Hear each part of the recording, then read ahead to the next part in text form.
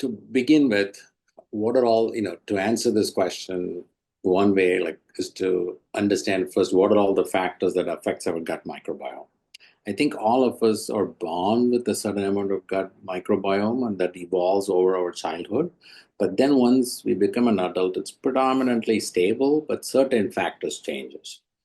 Antibiotics are the ones which are like, we call the antibiotic as a time bomb. It's like putting a time bomb in this green lush forest which destroys everything. So recurrent unnecessary use of antibiotics is unhealthy. Diet plays an important role in how healthy bacteria you have in your gut. And what we know is plant-based diet and especially fiber-rich diet is very important to have a healthy bacteria. On the other hand, if you have more saturated fat and red meat, that increases the chances of you having an abnormal inflammatory bacteria.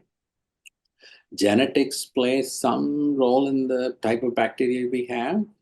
Exercise also have shown to have an effect on the bacteria. So having as the American Heart Association would say, the big eights, having out of the big eights, diet and exercise are the two ones. So having a healthy diet and having good exercise program routine will have you have a healthy bacteria. Now, so the second question is, can probiotics be beneficial? It's probiotics are definitely beneficial, but are they enough to treat a heart disease like PAH is the question.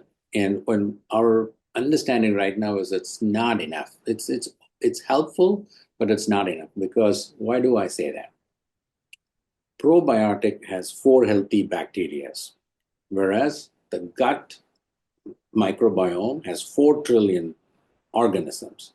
There are several bacteria, there are several fungi, and there are several parasites. A colleague of mine used this example. To have a healthy city or a town, you need a plumber, you need a police officer, you need a judge, you need a doctor. So you just don't want to have one of like just doctors alone or just, it's like everybody need to play and work together. So you need that ecosystem. So that's why probiotic alone is not enough. Having a good healthy gut bacteria has all these different players that can make your gut healthy.